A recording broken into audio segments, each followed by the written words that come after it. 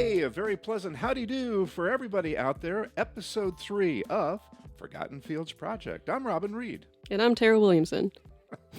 You know, it's been strange weather here recently, Tara. We've had rain, we've had hurricanes. We'll get to all of that a little bit later. But I thought we would begin today with the quintessential question, which is... Which came first? The chicken or the egg? And I think we've got just the person here to answer that with us, to be honest with you.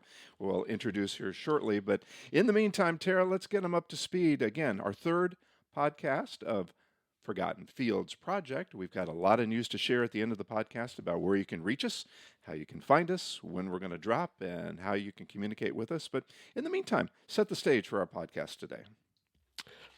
Well, we have a fantastic new person coming on board, a very dear friend of ours. And we're excited to interview her, get all of her thoughts, feelings, passions out here, and explain to us why she got into this in the first place, what keeps her going, and what the future looks like. So, I'm Carmen Hambrick, owner of Fincastle Farm. So, I started this pasture poultry farm about 3 years ago. Came out of COVID. I was in corporate America and had been in it for 20-some years and saw my parents... their lives and all that they knew. I didn't have time to see them, much less learn from them. They have some acreage available, they raise vegetables, and I just thought this is the time for me to spend time with them, and how can I do that best by serving the community? And that's how I got started. So your why was kind of motivated by family history, legacy, wanting to continue that, Yes. Working with the land? Yes, I saw, as they aged, the fields are getting mowed for hay. We're using the gardens, obviously, to produce vegetables for the family. But I wanted to give back to those fields because they just weren't being used except for hay. Now, did your family ever raise any chickens? No, many years ago we had a few egg layers, but no, we've never had animals on the farm. I don't know why my parents never really delved into animals, but yeah, just vegetables and kind of some fruits, apples, pears, etc. So how did you get from no animal husbandry at all to jumping into how many chickens did you start with? The first year we raised 650 broilers on pasture.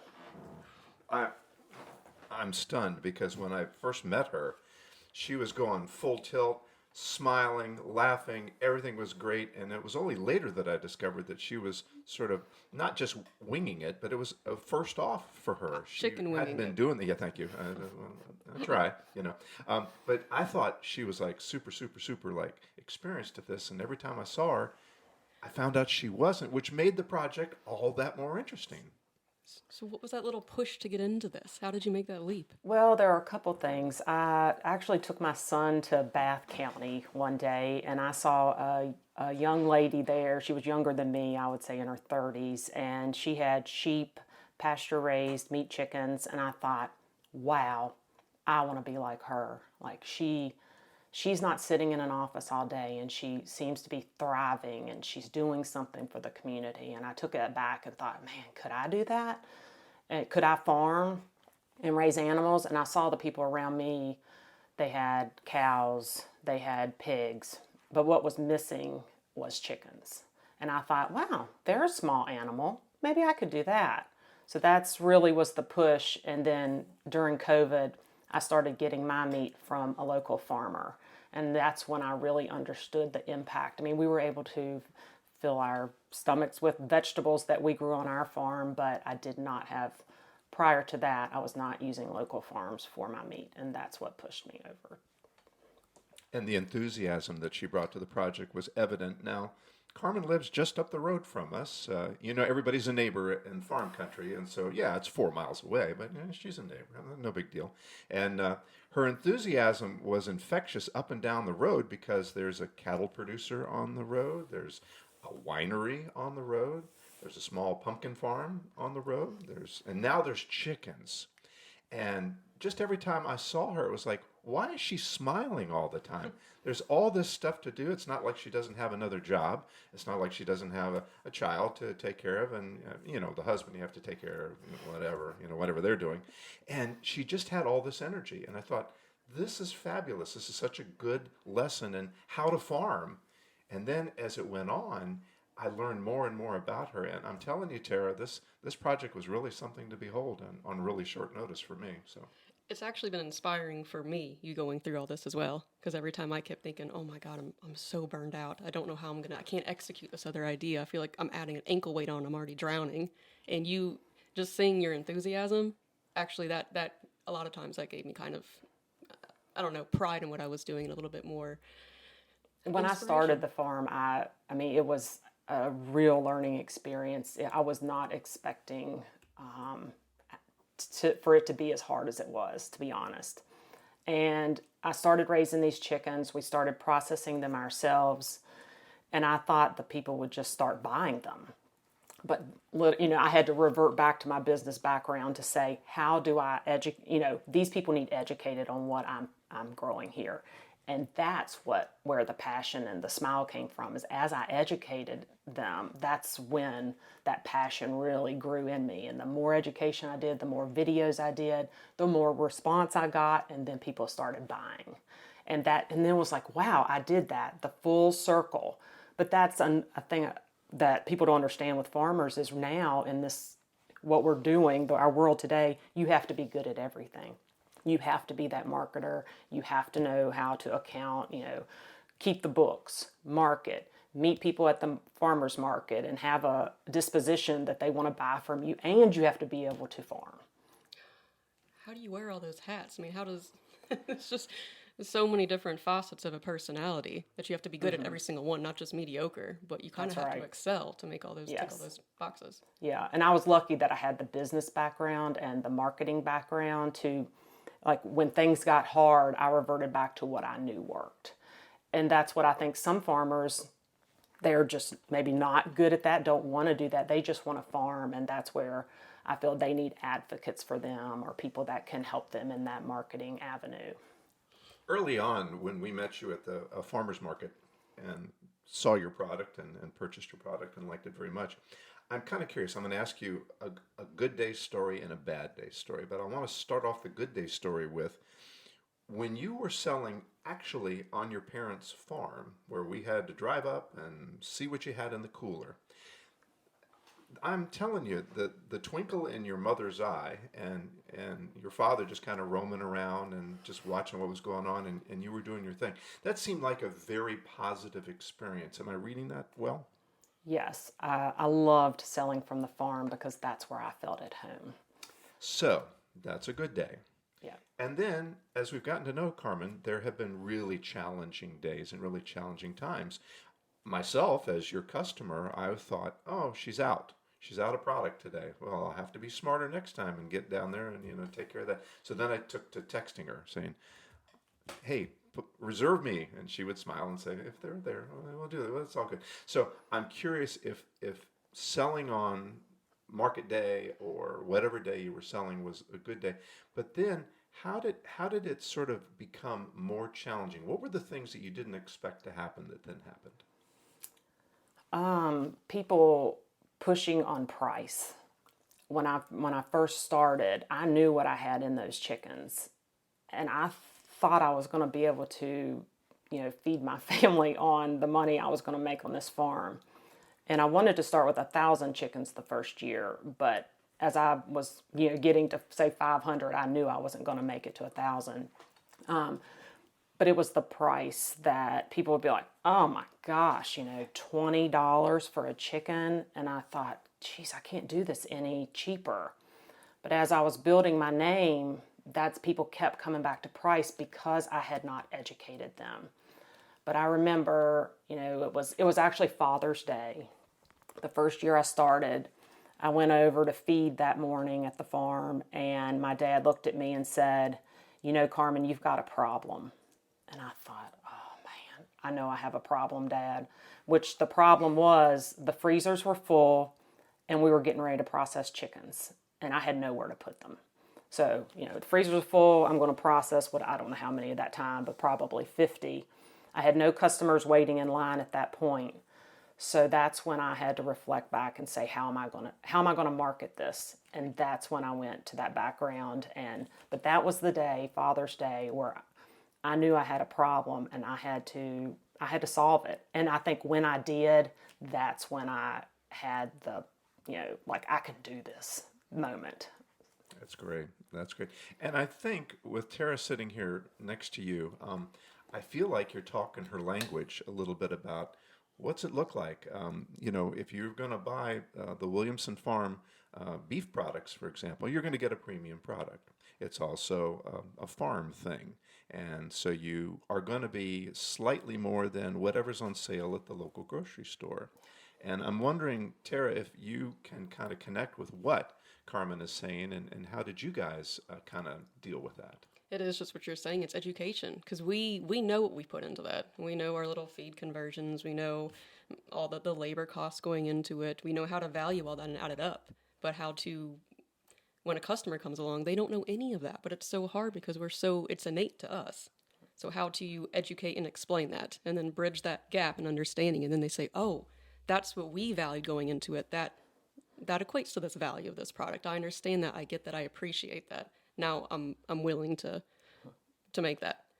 So how did you communicate that to the customer? And what goes into your product that you kind of communicated to them? Well, I started out by, I remember I turned the phone around. I was down in the field and I hit video. I had never done that before. I got on Facebook. I told my mom to come down in the field, and she videoed me moving those by hand, those tractors. And at the time, we hadn't lessened the weight. We estimated they were like 400 pounds a piece. And I moved them all by hand twice a day. And she videoed that. And when I did that, people said, oh my gosh, we had no idea, that your chickens that you're raising are on pasture, because I did the video about, they're moving to fresh grass every day. And then I did a video shortly after of, this is what the grass looks like after just 12 hours. So can you imagine what your standard chicken that you buy in the store, what they're sitting in for their entire life? And that's, I think a lot of light bulbs went off during that presentation because people just didn't know. Yeah. Yeah. We always want to think we're making an informed decision, the best decision possible. And then both of you have also done something that I've noticed, and Carmen, in your case, I thought the product selection was interesting. You diversified what you had for sale on any given day, on any given table. Yes. And so you kind of went to, I don't know, was the cheese thing the first, or did you do grains first, as you found other farmers, not that far away, somewhere in Virginia, that you could sort of partner with? And so I'm assuming that was part of your, what am I going to do? Yes. Phase. Yes. Tell us about that. I did not I didn't go into this expecting to use other farmers' products to sell, but the first year we were doing, the chickens, we were raising more vegetables than normal to sell at the market. But I knew that I guess I had this revelation, I'm not making money on these chickens. What in the world am I going to do? And so I thought I need to diversify my products. So I had some cheese from, like the next county a few years ago. And so I reached out to her and said, would you be willing to sell me this goat cheese, which is incredible, to sell at the market? And I knew it was reach, but she actually said yes. And I knew there was no one else around us bringing in this goat cheese. So that's why I chose that product. And it went really well. And I got new chicken customers from that cheese, and that you aren't growing it all yourself, because you cannot do all those products. There's not enough time. So it's really, hey, other farmer, you do this really good, and can I sell your product? And then I raise chickens really well. Can I, sell some of my products at your farm? That type of environment, and that's what I was looking for from her. But you just unlocked the absolute key to a successful kind of agrarian Yes. society too. Is Yes. that us farmers need to support each other, recognize our strengths and our own businesses and Yes. aptitudes, and then work together and support each other. And I think it's an environment, that we're in today, is everyone thinks they have to know how to do everything, and you have to do it yourself. And I get locked into that too, but you don't have to do it all yourself if you can find the right partners and they believe in what you're doing. It goes back to, the old days of how things happened. But it is hard. today to not think you have to do it or you have to be the best at everything. And that when I made that partnership is when I thought, wow, there is a new world out there. But it's, and the clients loved it. Customers loved the diversification, that they could get so many things in one spot that were locally grown, because I think that is one barrier to people purchasing local products, is they have to go to so many different farms or locations to buy these products. And as we know, people make things around here, right? They can sew, they can do this, they can find yarn. Oh, and by the way, I want to talk to you about yarn later. I have a certain partner in my life that likes to knit, so I want the real stuff, because I understand there's some coming down the line. I'm joking, but not really, because next thing I see you selling is, I don't know, towels, hot pads, coaster things. Here comes this. Hey, here comes the holiday season sales, and every time I'm turning around, you've got something else to sell. So, was that a good distraction, diversion, or is that just one more thing piled on top of what you were doing already? Well, my mother helped me a lot with those, and that was one thing I wanted to learn from her when I quit my corporate job. Was she knows how to sew. She's very creative in those type of things. So I thought, why not lean on what I have in house?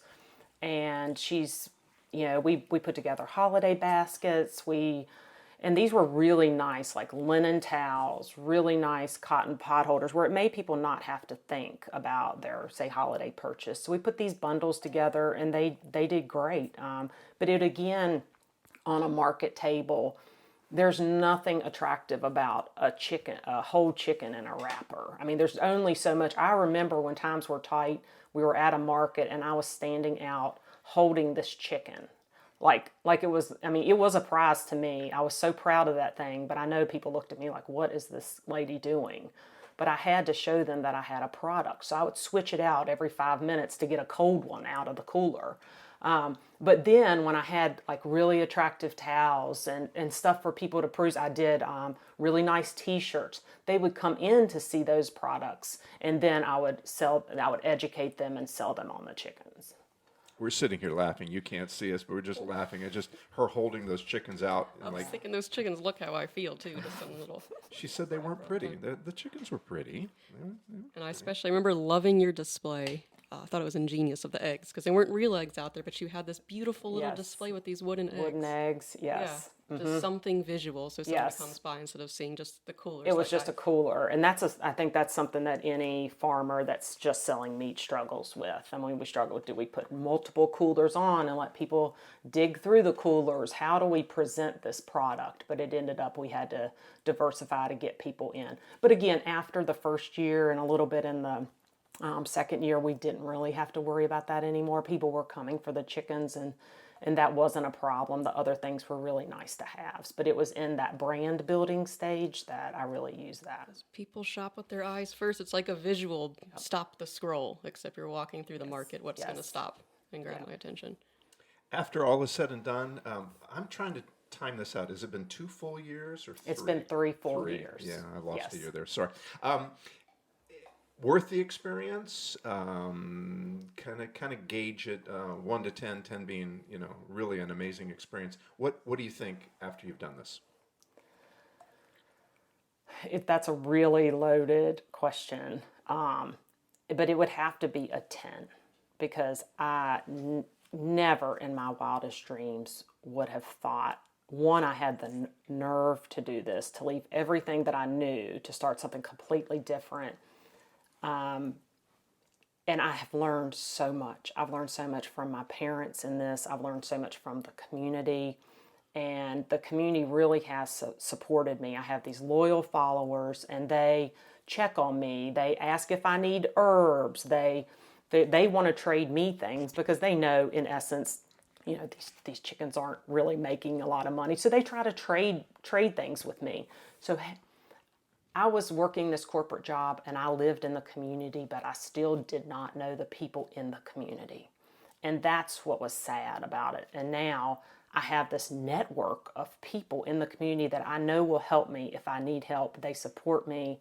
And then I can remember It was the first year, it was a hard year. I think my mom, dad, and I were in the UTV. It had started pouring rain. We went to try to get some more tarps over these chicken tractors. And I remember us coming back. We had no windshield on the UTV. The rain was just pouring in on us, and we were dying laughing. And I thought, dear goodness, I made the right choice, because I never would have had these experiences with them, even though a lot of them have been very, very hard. Processing day, those are really strenuous on a family's relationship, over and over. But I would not trade what I have done for anything. And I will never go back to not raising chickens in some fashion. Let me ask you, it's a reverse question. What haven't we asked you about that you would like to share with the audience today? What is it that you did that you wished, because you've given some pretty good insights to a lot of things here, but is there anything we've forgotten to ask you? I think if we were talking about education of the public, one thing that is easily looked over is that as a farm we do process our own chickens, and that most people go, oh my gosh, I can't believe you do that. And it's just chickens. If you're raising cows or pigs, you cannot do this on your own farm. There is an exemption that allows us to process these chickens ourselves. But a lot of people don't realize that. And we do have machinery that helps us, but it is one of the barriers. One is labor.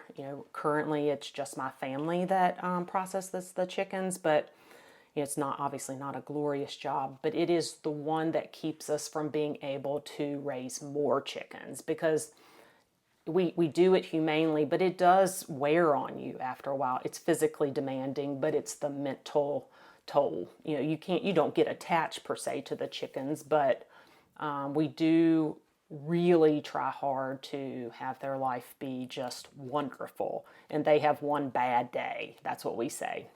But that's a really big part of this process, very labor intensive, and it takes a lot of care to make that happen. And I think that's one thing that we don't talk about. I don't talk about it that much on social media because, right, most people don't want to know about killing a chicken.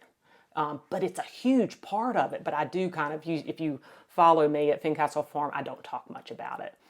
This year was the first year I kind of did a video on me eviscerating a chicken, just so people got a glimpse into what that was like. But again, the chickens provide all these nutrients to our pastures, and the hay that's gotten off the pastures after that, I hope is really helping feed other cattle in the area. And so all is good, but that would be one of the things. And then the other is just the circle of life. That I talked about the nutrients that go into the soil from the chickens and how that feeds the cows. That's all this circle of life. There's also the circle of life of these chickens and how we're trying to do that really humanely. And, I think those are just things that, I would be interested in talking more about in the future. Well, Tara, I know you'll agree with me that we appreciated Carmen's honesty, Carmen's thoughtfulness, the sort of depth and reach that she shared with us today, and we're just delighted that she could be with us. Absolutely, and hope you definitely come on again, because we have so much more to explore. I think everything you answered kind of brought up 10 more questions. Perfect. Speaking of exploring, in just a moment after we take this short break, Tom's going to come here and tell us about the change of seasons. And once again, he's got 1,000 things he wants done. So we'll come to that right after the break. Sounds good.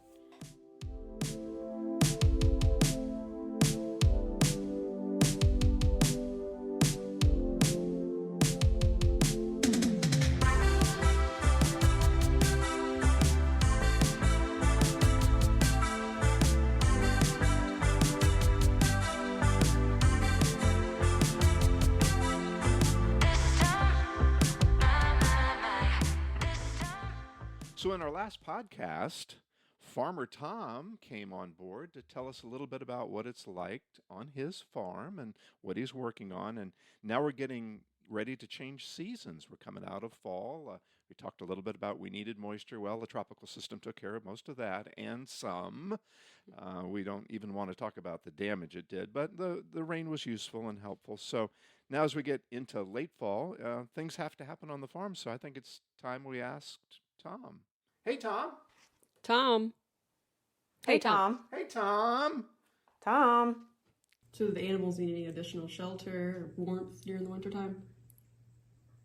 So, depending on the animals, some animals may need a little bit of shelter.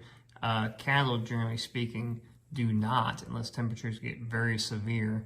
I don't think they've really been that severe here, but a few times ever.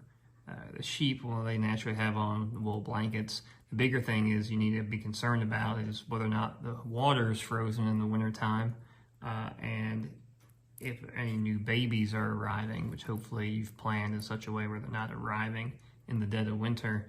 But hopefully the new babies, when they come in, they do need to be kept warm. You might have to move them indoors or in a barn, or at least have a few good wind breaks for them to keep the wind off of them. I've seen some of those cute little calf blankets. Yeah, calf blankets do work. Big thing that does is it keeps the wind off them. If you keep the wind off them, around here the temperatures really don't get terribly cold. They don't get like they get in Nebraska, where you have the negative 20 degree, negative 40 degree weather. If we have a negative degree temperature day, that is very rare. But the wind can really get to those young animals. Once they're older and a lot larger, they can weather it just fine.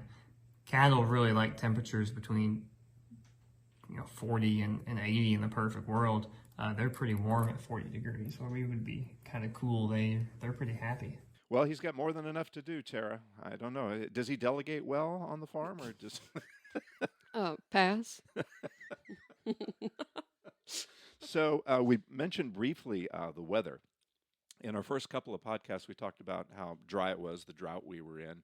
And I'll tell the folks a little bit about the weather. But Carmen, in your particular case, did the weather actually impact you that much, or did you have to work around it? What was that like? So we currently don't have any chickens in the field. And I thanked the dear Lord during that time, because we have been through really strong rains, and maybe other farmers don't do this, but if it's really going to rain hard and the wind is going to blow, I know it's not going to blow those chicken tractors over, but we put additional tarping on our chicken tractors to keep them dry, just because you just don't want wet chickens. They then use their feed, instead of converting it to weight, they're converting it to keep themselves warm. So we do tarp chickens in really bad weather. How about you, Tara? What did the farm look like during the worst of the wind and the rain? Soppy. So Very descriptive. somehow sheep are, what a different breed, literally. But they were fine during the regular rain, which, I mean, they're used to with their Irish heritage, this one particularly. But when the wind really picked up, you would see them all just literally run for the hills and just take shelter there. But everything else was okay. Some things were definitely leveled. The grasses did not look the same afterwards.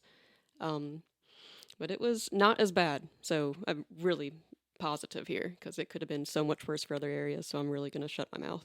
No, that's absolutely right. And it's not a surprise, because tropical systems come in our part of Virginia in October. And sometimes September, but October is the wet month. What happened different this time is we are in a series of storms where they're going to drop more rain, and they're going to, even if they're moving fast, they're going to drop more rain. So it's interesting to me that the farmers have to adapt to that and figure out what's going to work well when you get the skies unloading on you for 3 days, and then there's some wind as well. So it's not like it's unusual for Virginia to get this kind of weather, but after coming out of about 2.5, 3 months of drought, it was too much all at once, as nature sometimes does. So, but hopefully everybody is recovering nicely from that. I just want to tell folks that we're on a roll now. We've got some pretty cool topics lined up for you in the coming weeks and the months. Tara, tell us just a tiny bit about what you're thinking we'll talk about. Yeah, so one of my favorite things is myth busting, for sure.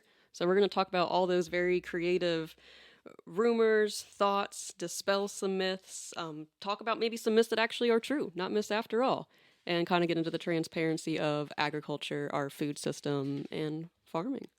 That sounds exciting. We're going to try to drop every Monday, so be looking for that. And as we move forward, and let's say you have some thoughts for us, maybe you want to send us an idea, because Tara's great, but after a while we need fresh ideas. Tom So, says the same. oh yeah, well, hey Tom, info. He came running that time. Weird. Info at Forgotten Fields Project. All one word, ForgottenFieldsProject.com. You can shoot us an email. Website will be active for you to take a peek at what we're doing. You can meet us that way at ForgottenFieldsProject.com. We will be on Instagram, and I suggest you check that out. Tara's a pretty good photographer, so are anybody around her to help her with some things. And so Forgotten Fields Project on Instagram and Forgotten Fields Project on Facebook. How am I doing, Tara? Are we close? That was good. We're getting there? Okay. And then for the important part, how can you find the podcast? If you are just the kind of person who likes to go to a web link, well, okay. It'll be there on our web page. I understand that Spotify, YouTube, and Apple are your premier sources right now to get the podcast. Again, we'll drop it every Monday, and we'll have what I think is some really cool topics coming up for this fall. So, last word, Tara. Look for us on Mondays. Anticipate if you're at the work day. Get ready to have a much better Monday than normal. We'll fill you in, get you some cool topics, interest, discussion, and can't wait to have you on. And behind the scenes fact, it turns out that Carmen has a fisher boy in her life. And whenever her son wants to go somewhere fun, he comes to the pond and he fishes. Big smile on his face. He was catching big ones yesterday. So lots of good things happening on the farms in Botetourt County. We appreciate you joining us today, and we'll look for you next week. Have a good one, everyone.